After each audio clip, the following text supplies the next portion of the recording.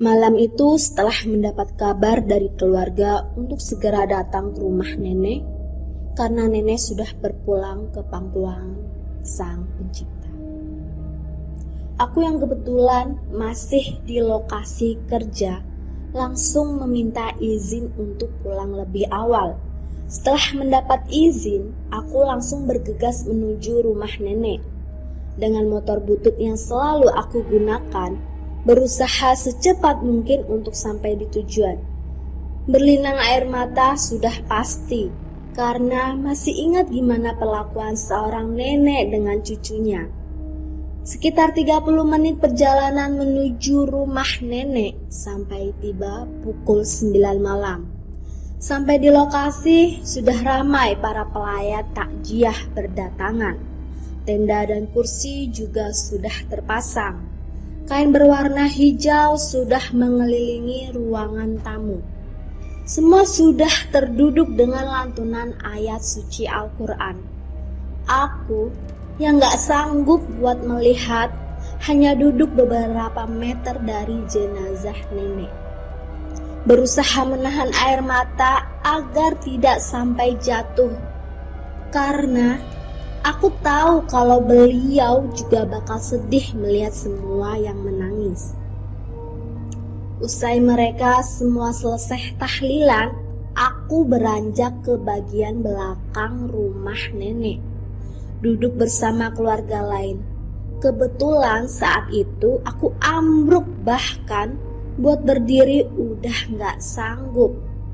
Ingin rasanya tidur buat istirahat, tapi tetap tidak bisa memejamkan mata. Masih teringat jelas kasih sayang yang dulu beliau berikan buat kami cucunya. Dia yang selalu memprioritaskan kebutuhan kami, dan sekarang sosok itu sudah tidak ada. Badannya mulai terjaga dan ingin terlelap. Tiba-tiba melihat sesuatu dari kejauhan. Aku yang rebahan di atas tikar yang digelar oleh paman saat itu membuatku bisa langsung berbaring. Di dalam kamar yang selalu digunakan nenek untuk istirahat, aku lihat ada sosok perempuan dengan gaun biru berbalut putih menjuntai sampai ke lantai. Sosok itu melayang di kamar itu. Sosok itu juga hanya berdiam di tempat yang sama selama aku melihatnya. Entah siapa sosok itu, aku tak tahu. Wajahnya yang seram terus melihat ke arahku, seperti ingin menyampaikan sesuatu, tapi tak ada satu kata pun yang dia ucapkan.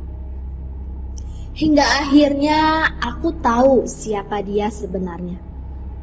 Dia sosok gadis remaja yang dari dulu menemani nenek semasa hidupnya.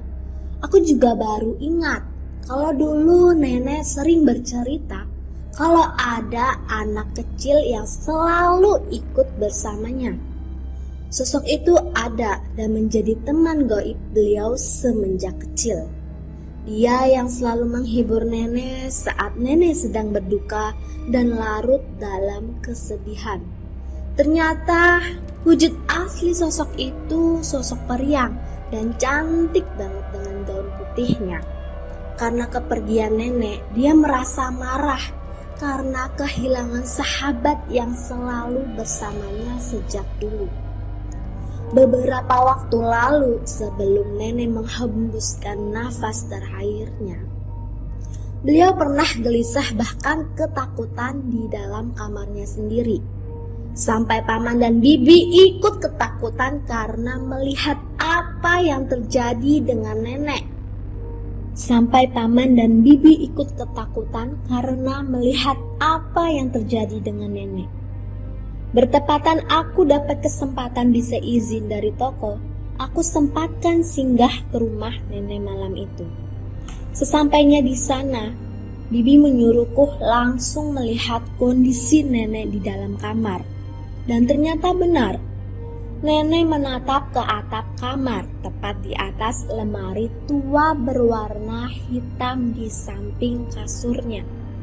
Itu, ada itu di atas. Nenek takut dia marah sama nenek. Itulah yang terus diucapkan nenek waktu itu. Namun waktu aku sampai di kamar nenek, aku tanya ke nenek, "Di mana, Nek? Orang yang ganggu, apakah masih ada, Nek?" "Enggak, dia pergi. Alhamdulillah," ucapku. Lalu aku tinggal kembali keluar, kumpul dengan keluarga di ruang tamu.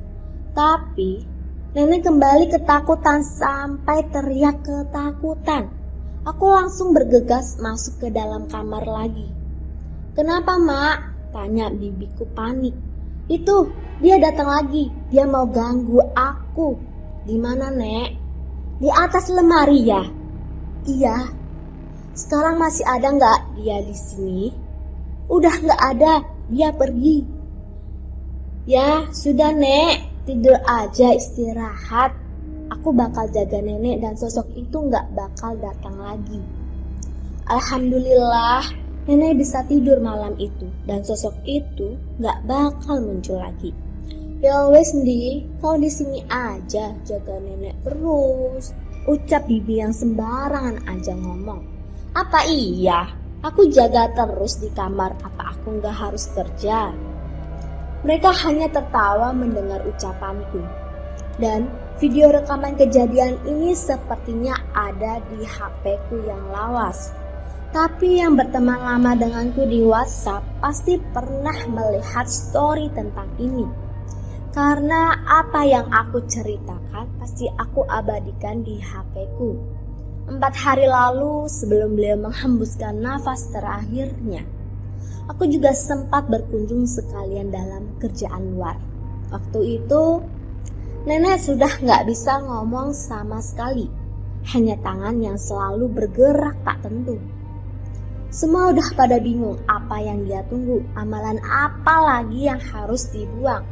Beberapa praktisi sudah mereka panggil, tapi belum juga ada hasil. Sampainya di sana, aku coba bacakan sholawat yang selalu aku pakai buat zikir sehari-hari. Aku lantunkan terus di telinganya sampai gak terasa kalau air matanya jatuh menetes.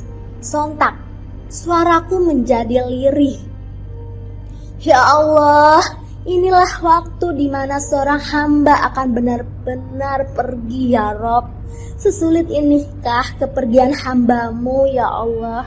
Sekacau inikah hati saat ingin menghadapmu? Sedalam inikah air mata yang jatuh membasahi pipi tuanya ya Allah? Permudahkanlah kepergiannya. Usai aku lantunkan sholawat, aku menyuruh sepupuku untuk mengambil air dari masjid untuk nenek. Usai zikir selesai dibaca, aku basuhkan ke seluruh tubuh nenek. Hal yang aneh pun terjadi saat air itu membasuh tubuhnya. Tangannya bergerak hebat, gemetar, gak tahu apa yang mendasarinya. Dan tangan kiri beliau mengelus perut bagian kanan, seperti sebuah isyarat. "Bibi, coba usap perut nenek bagian kanan itu," pintaku. Bibi pun mengikuti ucapanku dan langsung membasuh perut nenek. Setelah semua selesai dibasuh, tubuh nenek menjadi panas secara drastis. Bahkan tanganku yang tidak menyentuh juga merasakan panas tubuh nenek. Setelah itu, nenek bisa tertidur dengan pulas. "Udah, nanti malam basuh lagi pakai air ini ya," pintaku pada mereka yang selalu menjaga nenek di rumah. Dan syarat yang dibilang orang waktu itu gak usah dicari. Ya, beberapa hari lalu sebelum aku datang, ada salah seorang yang mereka percaya paham tentang hal ini. Beliau menyuruh keluarga untuk mencari pisang merah, atau lebih tepatnya pisang yang pohon sampai buahnya berwarna merah. Dan kabar duka itu akhirnya datang. Saat ini nenek sudah tenang di sana.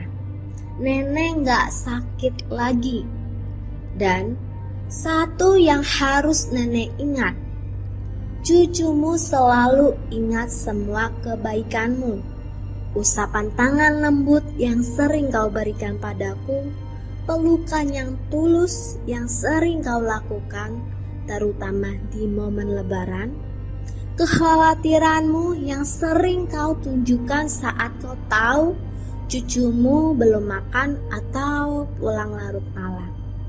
Nenek, aku sayang nenek.